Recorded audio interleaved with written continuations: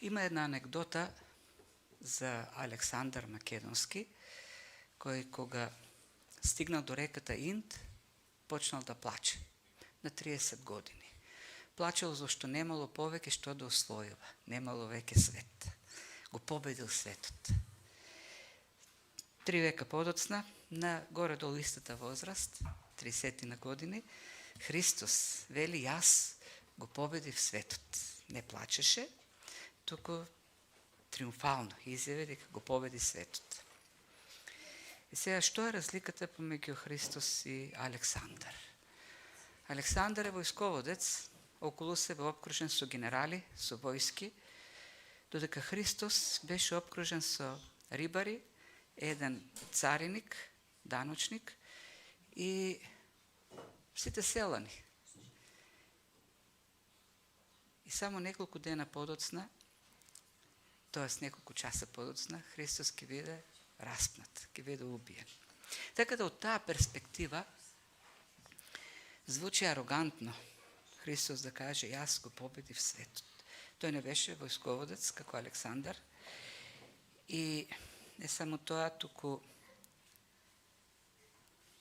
неговиот крај овдека на земјата не изгледа победоносно, бидејќи ќе го напуштат неговите генерали, тоест неговите соработници, ученици, следбеници, што не беше случај со Александар, ти остана до крај со него. Ќе биде распнат меѓу двајца разбойници, ќе биде убиен, ќе биде погребан. И сето тоа, а и на крајот на краиштата, ќе остане дури без облеката. Единственото нешто што Христос го имаше на земјата беше облека. Ништо друго немаше. Немаше дом, немаше перница. И таа облека на крајот му ја зема. Остана гол на крстот. И вели го победив светот. Не изгледа логично, според човечката логика. Според нашата логика, оние што победуваат, оние што го победуваат противникот светот, се генералите, силните. Дури и за учениците немаше логика. Учениците немаат таква представа за Христос, за Месијата како победник и затоа го напуштија, зашто нивната представа беше изневерена. И тоа е логиката на човекот за победник, за победа. Но Христос навистина го победи светот. Не според логиката на човекот. Го победи светот, го победи противникот, постави основа за ново царство. Царство кое еден ден со неговото доаѓање ќе триумфира во правда, во вечна правда.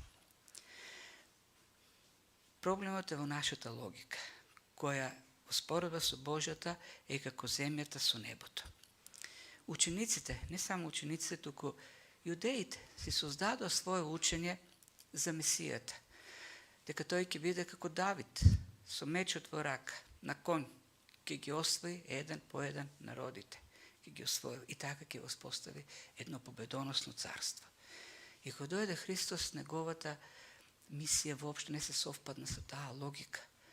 Земна логика, човечка на учениците. И отврлија. И отврлија како народ јудеите. Бидејќи нашата логика не е како Божјата логика. И ние се создаваме денес како јудеите на база на човечката логика, модуси, есхатолошки модуси.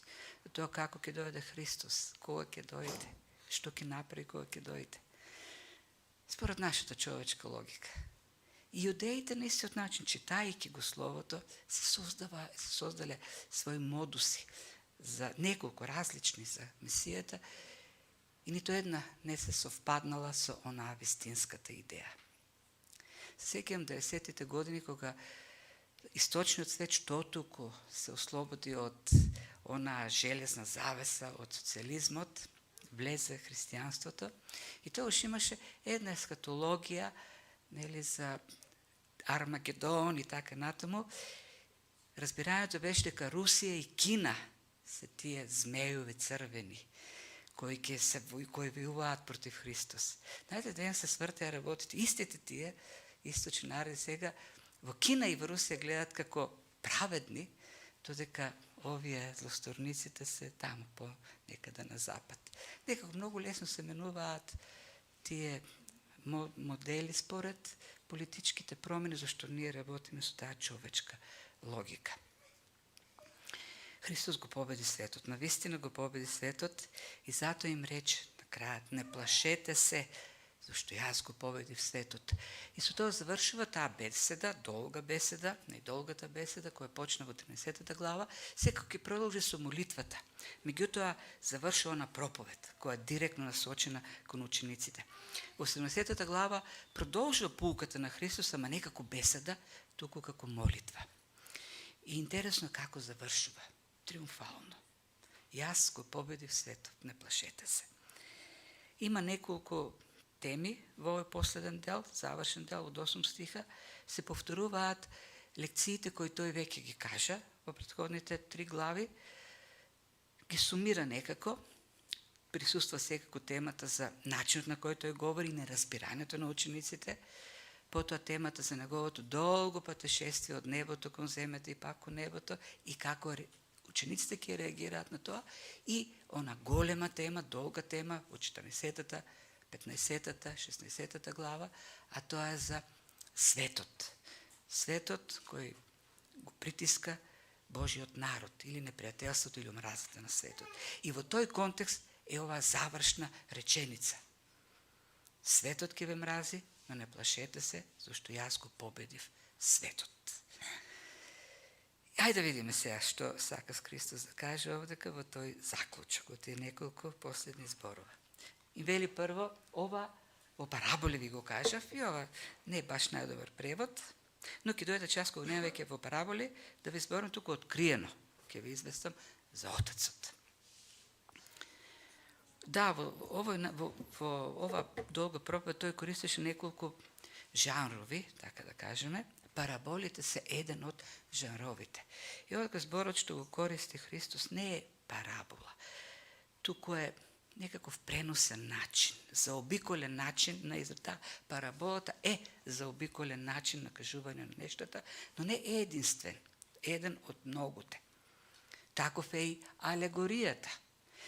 Сите тие, тоа се жанрови, литературни форми кои во себе содржат метафори, изразни средства, содржат компарации, содржат хиперболи, со цел на сликовит начин, заобиколено, да кажат одредени вистини, и целта на тие посебни жанрови е да биде изразот посилен и појасен.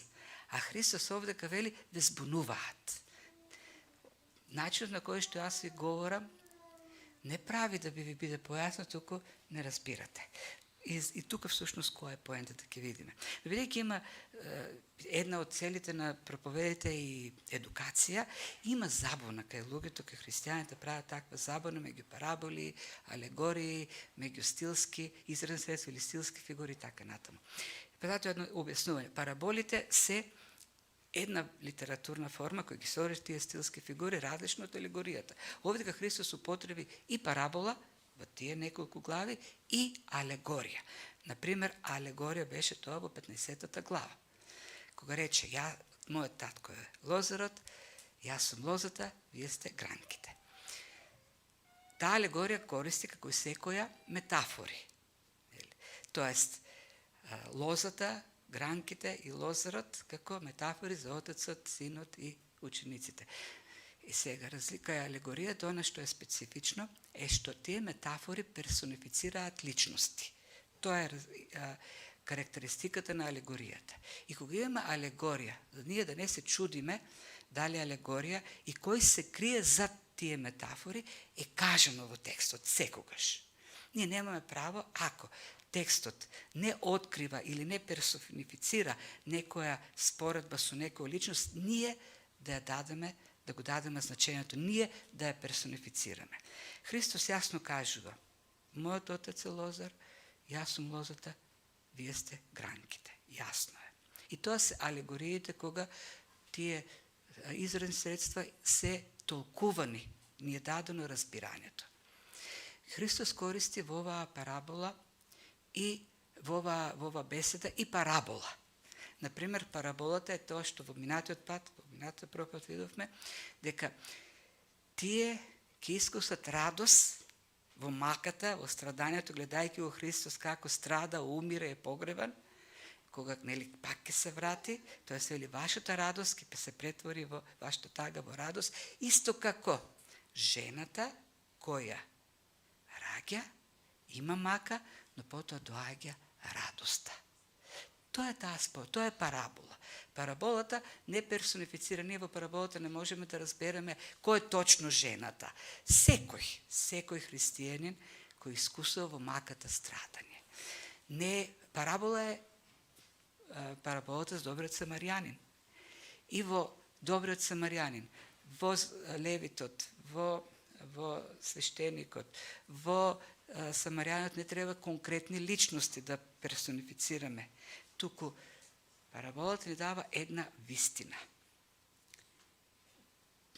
Како се вика, што нравоучение. Нравоучението е прави така. Кој е мојот ближен? Тој што е во неволја. Може да е самарјанин, може да е албанец, може да е македонец, ти треба да му бидеш ближен и да му помогнеш. Тоа е параболата. Таа содржи на заобиколен начин кажува една духовна вистина, со изрази средства. И така, тој вели, јас си говорам во параболи, тоест изборчето овдека паромија е, што комбинација на пат и покрај. Пара, покрај, пат. Тоест, да не одиш по патот, туку дојдеш покрај патот на заобиколен начин. Не директно да кажеш, туку да кажеш заобиколно.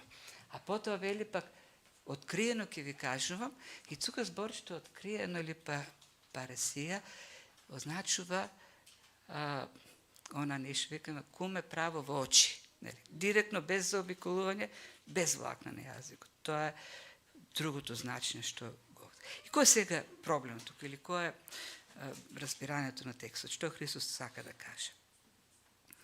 Целта на Христовото вако е дека сега вие не разбирате.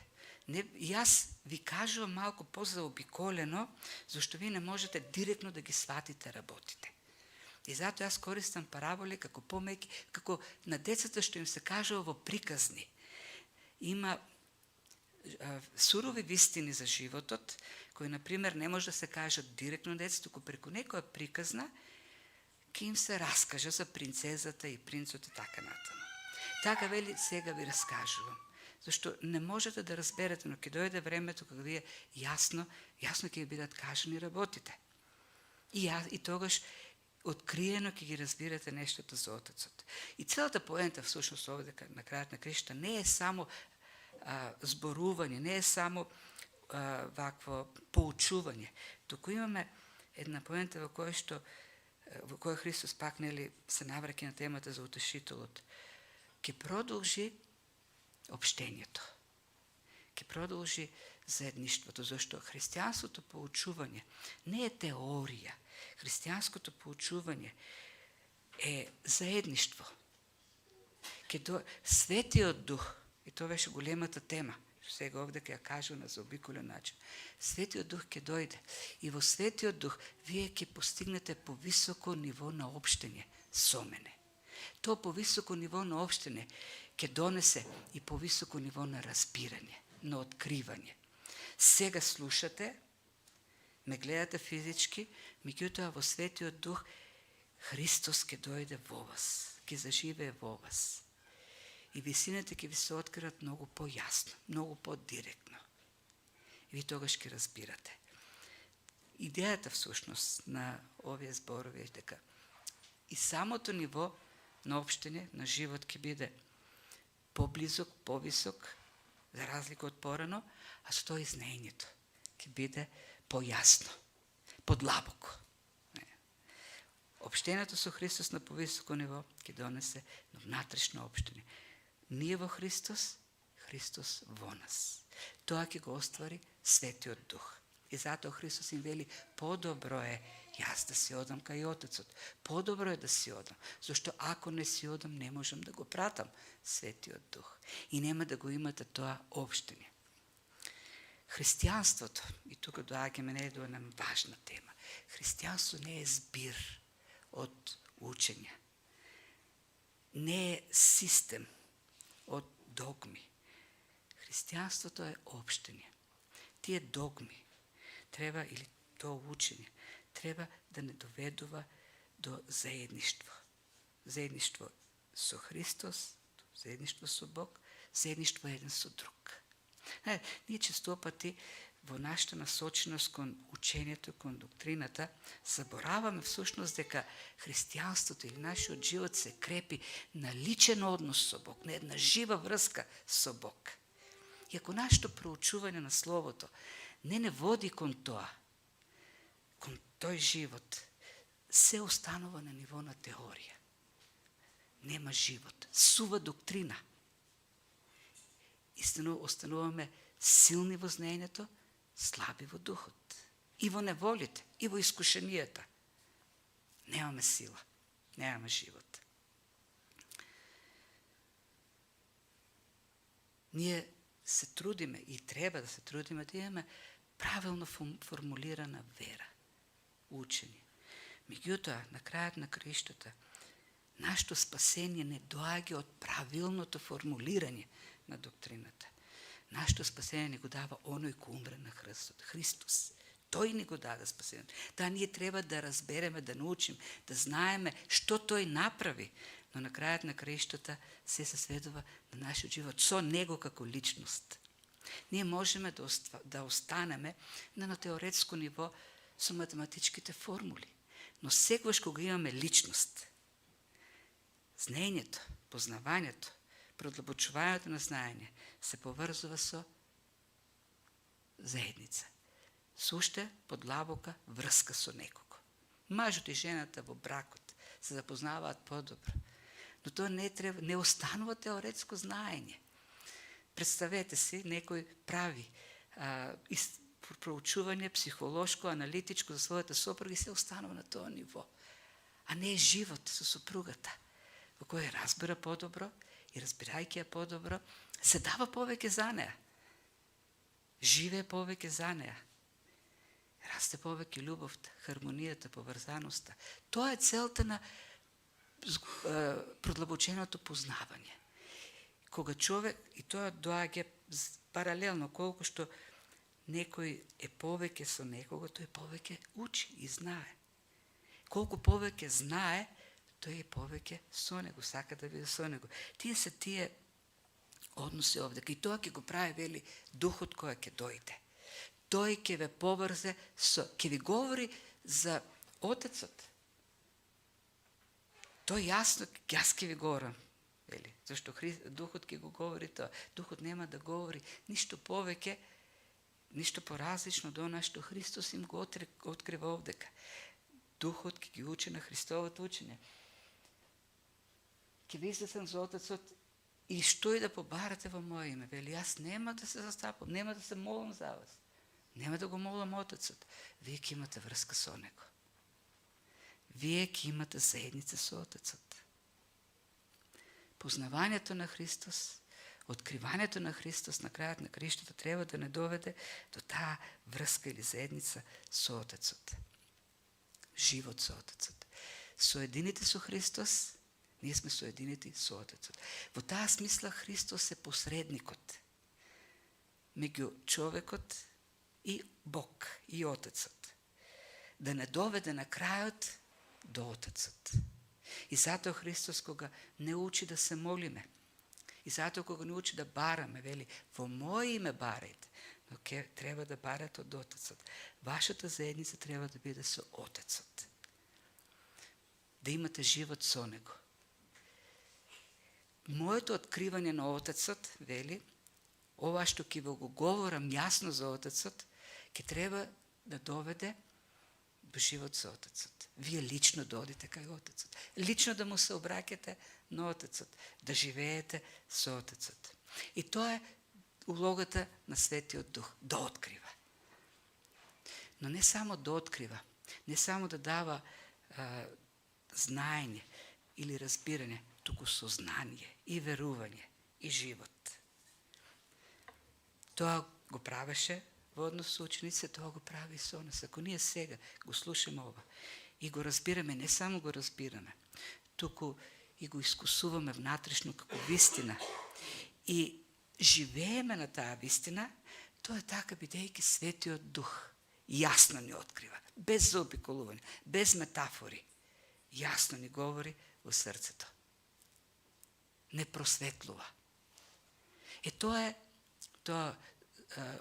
знаење за кое што говори директно Христос. Знаење не само да гледаме, да видиме, не само да придобиваме знаење, туку да осознаваме. Знаете ли, има професори кои многу подобро ја разбираат Библијата од нас. Ја разбираат. Многу добро ги познаваат сите фрагменти. На сон, на сред полнок да ги разбудиш, да им дадеш текст, ќе го прочитат во оригинален јазик, ќе ја направат екзегезата, сите финеси ги знаат во текстот, подобро и појасно ќе го разработат, ќе направат структура. Тоа е знаење. Без Светиот Дух нема осознавање, нема живот. Тој прави тоа знаење да стане живо, да се потпре на верата. Да се довериме, да имаме на крајот на краиштата живот со Бог, заедништво со Бог. Ако знаењето не води до таква вера, да се потпреме целосно на Христос, целосно да се потпреме на Бог, тоа само знаење. Не е живот со Христос. И затоа им вели, сето тоа се случи во продолжение, ќе видиме тој долг пат што Христос го изврви, на крајот да дојдеме во животот со Бог, со Отецот, во заедницата. И потоа кога ќе се моли во 70-та глава, токму за тоа ќе се моли. Ние да бидеме едно во таа заедница на Светата Троица. Христос со својата жртва на крстот и преку службата на Светиот Дух да не воведе во тој свет, совршен живот на Светата Троица. Да бидеме дел од тоа заедничарење, божествено заедничарење. Не вклучува внатре во својот божествен живот. Тој долг пат кој што Христос го изврви и тој живот се добива само преку Христос. Тој јас ќе ве поучам. Тој го изврве, тој пати и продолжува, нели, со тоа вели, излегов од Отецот и дојдов во светот, сега пак го останал светот и се враќам кај Отецот. Наречено е најдолгото патешествие од некои теолози или долгото сотериолошко патување. Нема подолг пат изврвен во историјата на светот од овој пат. Најдолгиот пат. На времето имаше еден филм, Најдолгиот пат, македонски, од турско време, за една група, едни селани од едно село, пратени од турците и носени некаде по брод, така, до Мала Азија или каде беа. Многу тешко патување, со многу маки. Главните ликови беа како нели во сите тие македонски приказни, Чаушот, учителот и попот. Тие беа тројцата главни херои. Многу маки. Ми останало во глава, зашто бев 4-то или 5-то одделение, 77-8 година, кога иде и носе на кино од школа. Да видим колку биле лоши турците. Многу длабоки поенти во филмот, меѓутоа за дете од 10 години некој хорор, кој што му останал запечатен во главата како нешто многу страшно. Сакам да кажа, Христос избра уште подолг пат, од небото до земјата и пак до небото. Подолг од колку да одиш до месечината. Многу подолг. Тој пат всушност е темата на целата книга Евангелие според Јован. Така почнува книгата. Во почетокот беше Бог и Бог, Словото беше во Бог и Словото беше Бог. И таа фраза употребува повторно овде Христос. Вели, излегов од Отецот, или не од Отецот, од внатре од Отецот, збор што е пара. Тоест, покрај Отецот, кај Отецот там, покрај Отецот бев. Бев во обкружувањето на Отецот, во заедништвото на Отецот. И јас го напуштив тоа обкружување како Бог. Како Бог во обкружувањето на Бог. И дојдов во светот. И тоа светот во ова Евангелие, тој е систем, тоа човештво кое е поробено во темнината и е непријателско против Бог. Тоест, напуштив тоа место кај Отецот и дојдов кај луѓето, да бидам со луѓето, покрај грешните, покрај непријателите, покрај противниците, во темнината. Зашто тоа е начинот таа темнина да биде избавена и да биде однесена кај Бог. Зашто човекот не може, светот не може да се искачи кај Бог. Потребно е Бог да се симне и да изврши дело преку кое ќе го вознесе, возвиши кај Бог. И тоа е, нели, учењето во Ефесијаните 2 глава, кои што бевме мртви по представи и така. Тој не воскресна со него. На прво не се оживи, се воскресна и не вознесе таму, на небесните места. Тоа е делото на Христос. Тоа е целта на недолгото патување. Од небото до земјата и пак на небото. Тој стана, иако беше еден со Бог, тој стана еден со луѓето. Како луѓето, како нас. И тоа, нели, следната тема во 1 глава. Тој кој што во почетокот беше со Бог, или тоа е една вечна, или состојба, таа глаголска форма е постојана со Бог, е Бог и така натаму, стана тело, еден од нас. Стана слуга. Умре, ги зеда гревовите, вината и така натаму, за да потоа со вознесението и нас со него не совознесе таму. И ние да бидеме како него кај Отецот. Како што тој е кај Отецот, покрај Отецот, во таа божествена троица. Тоа е големото дело на спасение. Тоа е големото учење и Христос тоа им го вика: дојдов овдека, ви открива, ви говорев, ќе се вратам, а ќе продолжи со тоа дело овдека, додека и ви не дојдете таму, Светиот Дух ќе ја држи таа заедница, и тоа на еден повисок начин. Тоа што во вас ќе биде моето духовно присуство, не физичко, духовно присуство. За други зборови, како што кажа во 14 глава, нема друг пат до Отецот. Јас сум патот, вистината и животот. Кој верува во мене, тој може да биде во Отецот. Тој има вечен живот. Единствен пат. И кога ги кажа тие многу тешки зборови, ова беше најасно кажано. До овој момент во целата таа долга беседа и учениците веднаш реагира и кажа: сега се ни е јасно. Најпосле се ни е јасно.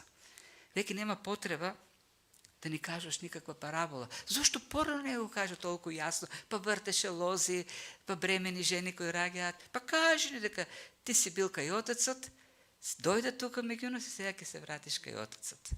Па Христос толку пати го кажа. До овој момент оваа. Но јас верувам дека на учениците им стана јасно. Верувам. И верувам дека поверуваа. Искрено поверуваа во тоа. Верувам дека се искрени во тие зборови што ги кажа. Меѓутоа, Христос ке се надоврзе кога ќе им рече: сега ли верувате? Ке видите што ќе се случи. Ова донесе кај учениците некаква, ова триумфален исказ. Сега ни е јасно. Сега веќе знаеме дека ти се знаеш. Нема потреба никој да не убедува дека ти си Месијата, божествениот Месија. Веруваме дека ти си дојден од Бог. Веруваме дека ти си божествен. Кажа една многу добра догма. Правилна догма. Добар катехизис. Веруваме, ти знаеш се, ти си семокниот Бог. И нема, никој не може да не разубеди во тоа. И нашата сигурност не се крепи на нашата догма. Сигурна догма, правилна догма. Ја имаа таа догма и после неколку часа се разбегаа, се скрија. Кој кај најде, како вели Христос овдека, се разбегата секој кој своите. Што значи кај своите? Таму кај што се чувства сигурен, кај што има засолниште, под дупките, како, нели, лебарките од темното ќе се сокријат. Тоа ќе се случи. Знаете ли, и тоа е поуката што Христос им е давал на учениците, дека на крајот на криштата не, колку и да е добре, треба да имаме правилна догма, но не правилната догма. Не нашата вера, што никој пат нема да биде многу голема и силна. Толку голема што таа ќе не држи. Бог е тој што не држи. Субјектот во кого веруваме е оно што ни дава сигурност. Бог ми дава мене сигурност. Само тој. Јас сум слаб. И колку и да знам, и колку да верувам во тоа што го знам, слаб сум, паѓам. Јас сум прав. Бог е тој што ме држи. Тој е силниот. И Христос ќе каже, не сум сам, бидејќи Отецот е со мене. Тоа ме држи. Отецот е со мене. И тоа е нашето охрабрување, дека нашата сигурност не е во нашата силна вера, зашто верата на крајот на краиштата е систем на учење. Така се дефинира верата. Правилна вера е правилно дефинирано учење. Ние не можеме да имаме вера без да имаме формиран систем на вера, на верување. Оно што стои од нашата вера, во кого веруваме, оно што умре на крстот, тој е самокниот. И тој не држи. И покрај нашата слабост, и покрај нашите падови, се разбегаа учениците. Но Отецот кој ги сака, кој ги засака, или така, Христос им вели, директно ќе му се обраќате. Нема јас да се молам за вас. Јас сум посредникот кој заврши работата. Јас како посредник посредувам тој да ви даде достап вам да одите кај него. Тоа е посредништвото на Христос. Христос не се моли, ние не ги упатува молитвите кон Христос, па Христос да ги упатува кон Отецот, туку, нити пак некој светец, туку Христос како посредник не отвори пат. Тој се застапува пред Отецот да ни дозволи да дојдеме ние пред Отецот кај него, лично, директно. Бидејќи не засака, како што ние го засакавме Христос, така тој не засака нас. И малку претходно рече како што го засака својот син, така и нас не засака. Во таа мера во која што, во таа совршена божествена љубов во која што син, Отецот го љуби синот на совршен начин. Има учење кој ја дефинира, кој што истакнуваат верата. Ако имаш вера како си напало зрно, тогаш мали работи ќе правиш. Ако имаш голема како фудбалска топка, тогаш ќе правиш поголеми работи. Ако имаш како, кој е поголем, кошаркарската е поголема, тогаш уште поголеми работи ќе правиш. А пак кои се поголеми топки? Водните, за водите се уште поголеми. Или за пилатес. Тогаш веќе планини ќе креваш. Верата не е количина, туку доверба во оној во кого што веруваш, во Бог, во Христос. И базирајќи се на тоа што луѓето велат, ако си болен ти немаш вера, ако имаш, нели, вера ќе си многу богат и така натаму. На крајот на краиштата нашата сигурност е во оној на кого се доверуваме. Тоа е семоќен. И во таа смисла, нели, Христос ги предупреди, им рече, сите ќе ме напуштите. Да, знаете и верувате. Не се сомневам дека поверувавте. Не сум сигурен дека сте искрени во вашите искази. Меѓутоа, на крајот на краиштата, вие сте слаби. И вашето прифаќање и верноста на Отецот не се базира на вашата верност, зашто ќе паѓате на неговата љубов кон вас. Вашата сигурност е во тоа што тој е со вас, како што е со мене, и тоа треба да ви држи во верата. Тоа треба да ви дава мир и спокојство. И завршува со таа мисла. Ова ви го кажав, значи ова до сега.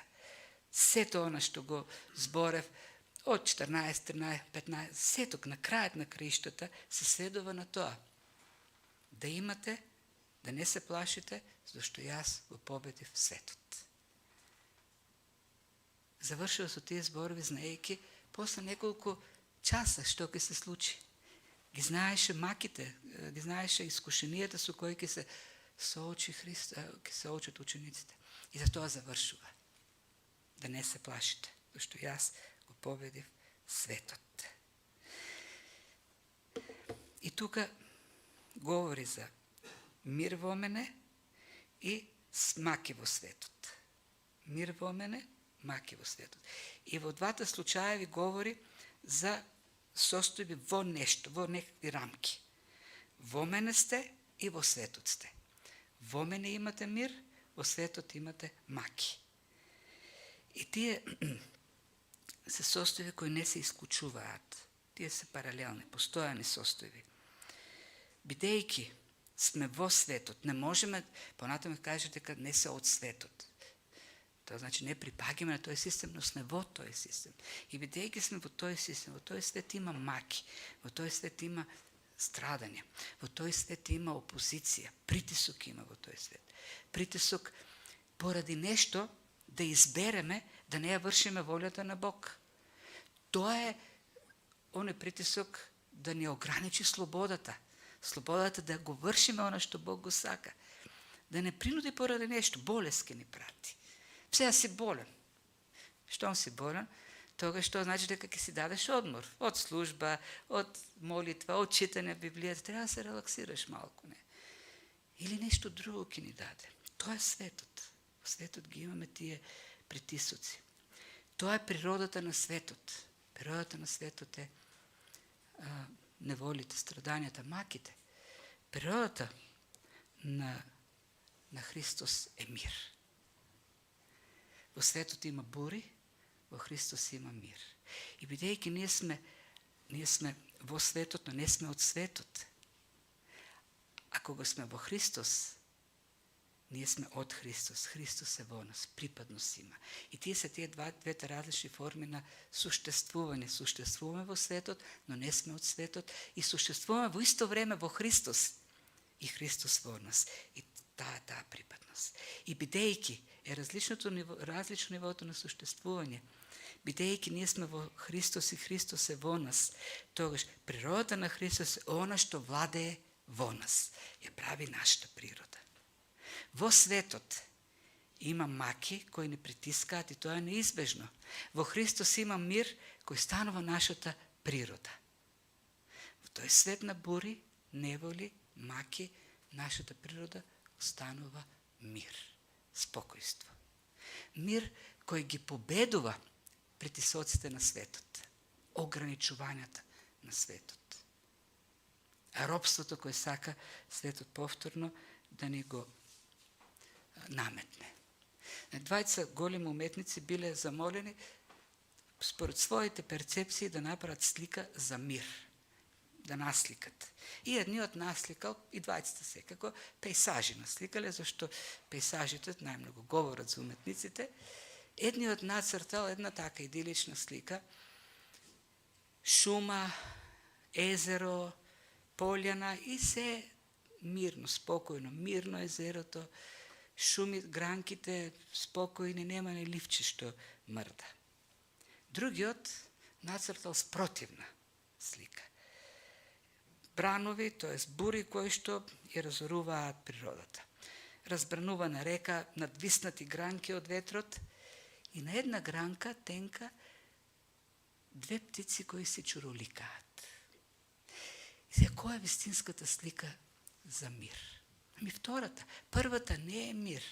Првата е како со далинско пауза да си ставил. Може би е бура, ама ти си притиснал пауза и фиксирана е во еден момент, дека да изгледа како мирно да е. Се е така замрзнато. Нема такво нешто во животот. Може да има замрзната некој пат состојба на мир, ама таа состојба ќе биде смената пак со некоја бура, зашто таа замрзната е пак во некоја бура состојба на мир.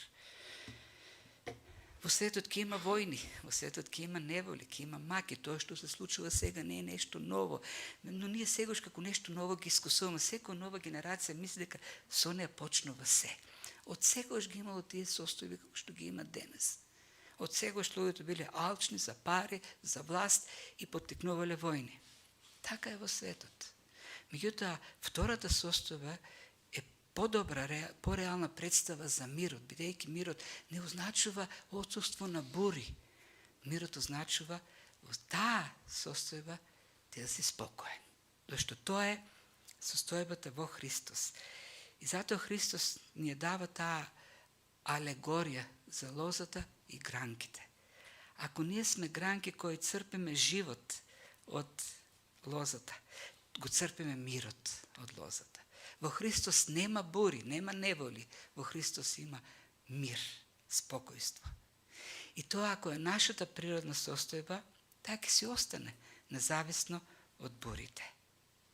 И Христос вели, се тоа ви го кажувам, за да имате мир. Зашто јас го победив светот. Не плашете се од светот. Зашто во мене имате мир. Порано им рече, истото им го рече, мир ви давам. Мојот мир ви го давам. Тоа го рече во 14 глава. Не како што светот ви го дава. Не се плаши вашето срце и да се бои. Тоа е светот. Реалноста на светот е се бурите. Тоа е природата на светот. Гревот и последиците на гревот. Павле на своето прво патување беше во малоазиските цркви, некаде во јужниот дел, во Галатија.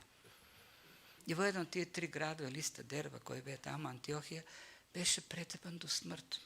Убиен. Го фатија за нозе, го извлечка, а полиците го фрлија надвор од градскиот зид. Ко мртов таму да пцови се, да го изедат животните. И тој стана. Бог го живеа. Се исправи. Не знам како. Си ги намести коските. Тој бил со камења убиен. Го фрля камене, фрля каменче, фрля камена да убија човек. И се врати пак.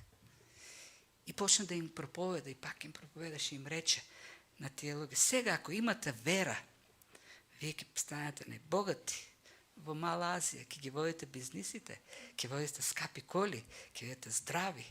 Може ли човек кој бил претепан само пред малку така да им зборува за верата на луѓето? Не може никако. Им рече, преку многу маки ќе влезете во Божјото царство. Тоа е светот, маките се во светот. Но во светот имате мир. Истиот тој апостол потоа на второто патување, кога дојде во првиот европски град, македонски град, во Филипи, што му направи? Го претепа. Многу ќотек има јадено тој човек. За Христос. Го претепале. Тамо граматиката, зборовите, лексиката е силен ќотек, тежок ќотек, со сила заедно. И потоа ги ставија во клада, им ги врзаа рацете и нозете. Тоа е светот. И тие почнаа да пеат. Пеа, псалми, го славеа Господ. Не дека не ги болело. Испокршени од ќотек. Ама имаа мир. Тоа е тој мир. Кој доаѓа од што? Од сознанието дека Отецот секогаш со нас. Црпам живот од Христос. Го имаме ли тој мир? И дури овдека зборот не плашете се, спротивен од страв. Бидете бодри, бидете смели, бидете расположени. Имајте високо морално ниво. Зашто јас го победив светот. Тоа е идејата овдека. Не само да не се плашиш, туку многу посилен изразот. Да бидеш смел, да бидеш окуражен, да бидеш мотивиран. Зашто Христос го победи светот. Го имаме ли тој мир? Неволите ќе доаѓаат. Војната, борбата, да бидеме поробени под нешто е секојдневна постојана. И таа доаѓа на различни начини. Доаѓа со различни притисоци да бидеме на крајот на терен и да кажеме не, нема да служам. Сега треба ова да правам. Нема да читам. Нема да се молам. Имам обврски. Читав или слушав скоро за Корнелиј овие денови. Корнелиј стотникот. Стотник. Стотник значи човек што раководи или командува од 100 до 999 војници. Тоа е 100. Од 1000 веќе натаму е илјадник. Корнелиј кој имал толку одговорна задача како римски офицер да команда со стотици војници. И ангелот му се јави на тој богобојлив човек и му рече: се натрупаа твоите молитви.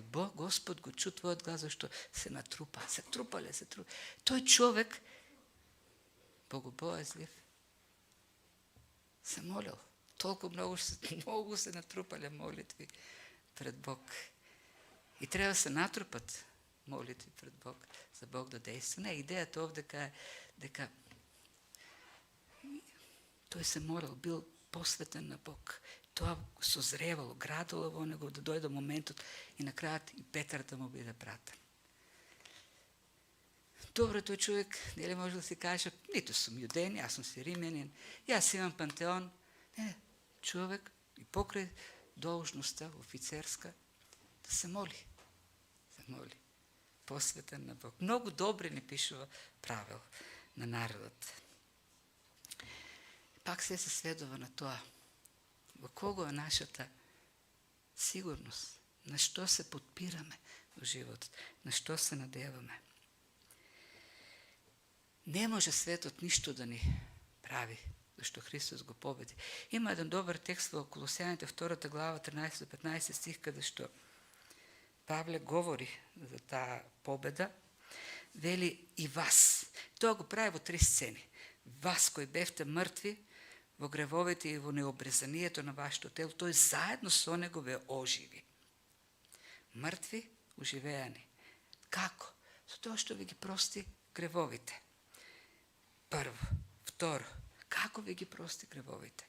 Извршувајќи го ракописниот закон кој со своите прописи стана наш непријател, кој тој го зеде од таму некаде, од просторот и го закова на крстот. Го обесили. Се што е на крстот обесено е како мртво, како мртов труп на крстот.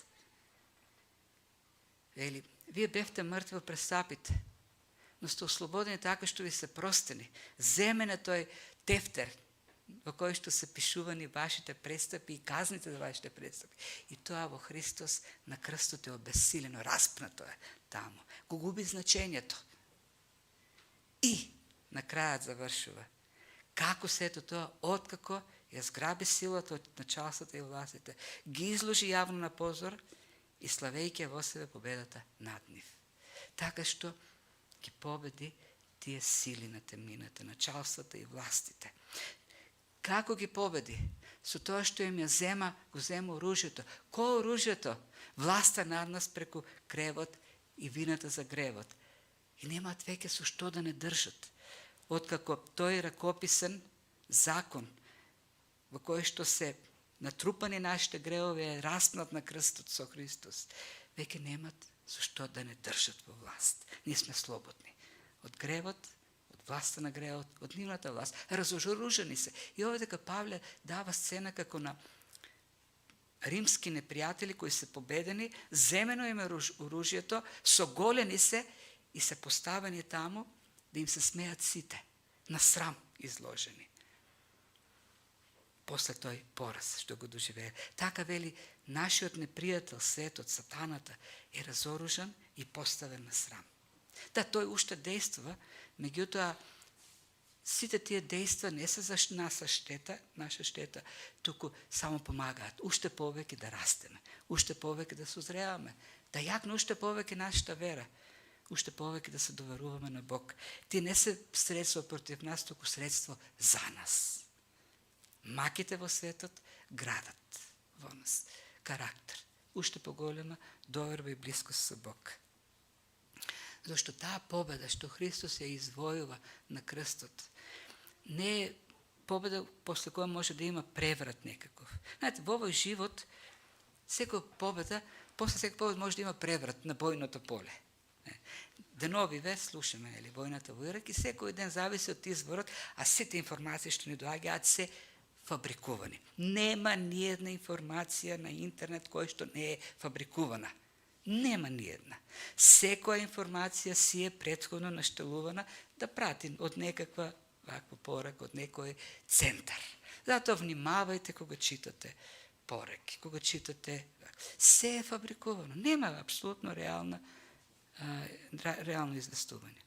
И слушаме како во еден момент иранската војна страна е победник и па после друго не американската и така, нели се менуваат односите.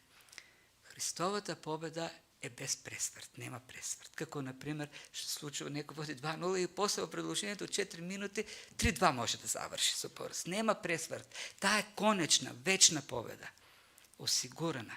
Тие победените непријатели се во колоната врзани и маршираат како победени врзани противници, обезоружени во тој триумф нели кон Божјото царство.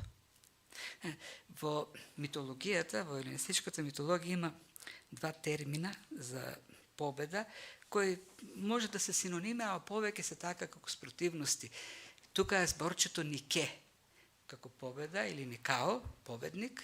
Јасен ви е тој збор, се го слушале Нике. Другиот збор е хибрис или хюбрис.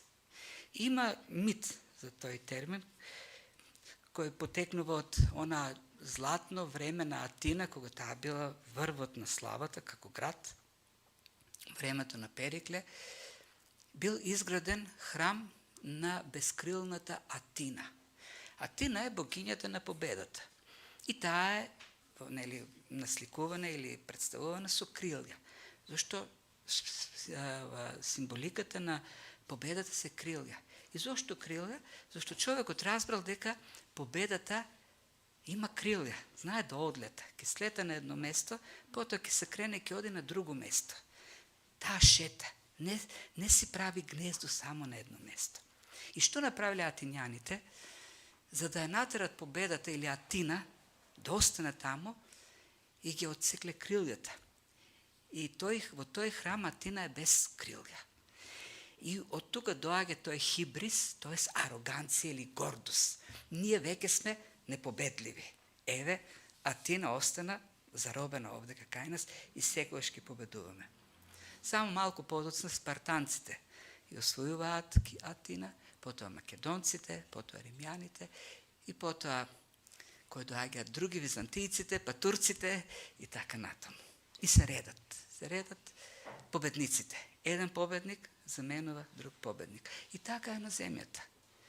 На земјата се е хюбрис. Денес си горе, утре си долу. Само Христос е победникот. Тој е тој што го победи светот. Еднаш за секогаш.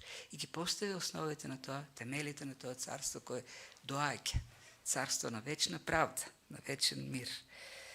Или како што пише во Откровение 11:15, царството на светот стана царство на нашиот Господ и на неговиот Христос.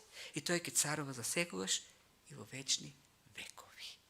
Тоа е царството што Христос го изработи. И затоа Христос го заокружува целиот тој говор со тие зборови. Да не се вознемирува вашето срце, почнува да не се вознемирува вашето срце, стоа верувајте во мене и во Бог верувајте.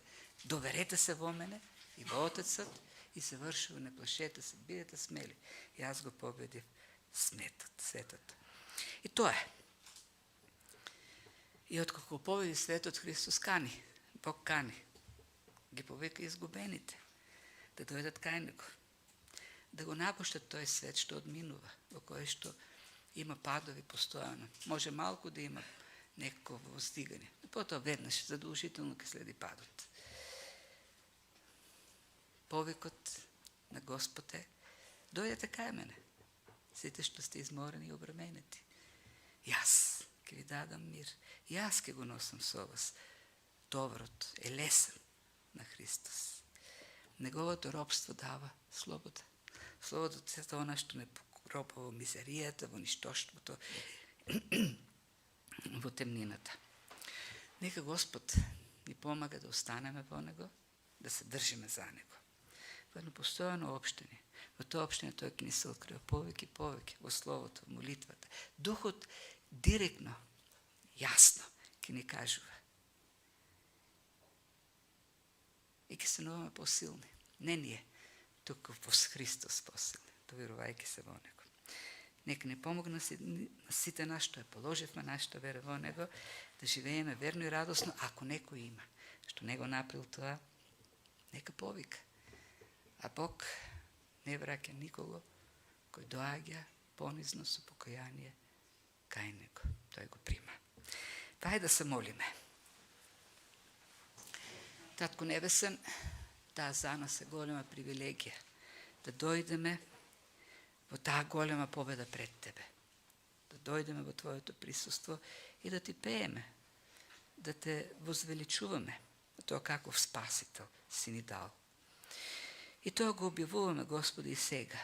Тоа славно спасение што го имаме во Тебе, ние која положивме верата во Христос, во Твојот Син, на кого им се простени гревовите, на кои се прогласени како праведни. Целосно сме прифатени од Тебе. И за тоа Ти благодариме. тој дух што го има во нас, Божиот дух, осигурани во овој свет. Независно од неволите, независно од тешкотиите, независно од притисокот кој овој свет го наметнува над нас, тоа само не зајакнува и уште повеќе не сближува со тебе. Зашто имаме сила да се справиме секојдневно. Ти ни ја даваш постојано, додека гледаме кон тебе и се надеваме. И најмногу ценеме славна иднина. Сето тоа осигурено во Христос, нашиот голем спасител. Ти благодариме, Татко Небесен, за него и запечати го оваа слово во нас. Нека ова не остане само како знаење, туку нека биде живот. Нека Светиот Дух го претвори во доверба, во посветеност, во покорност на Твојата воља и да живееме така, сигурни, победоносни во Тебе. Во името на Христос го бараме сето тоа. Амин.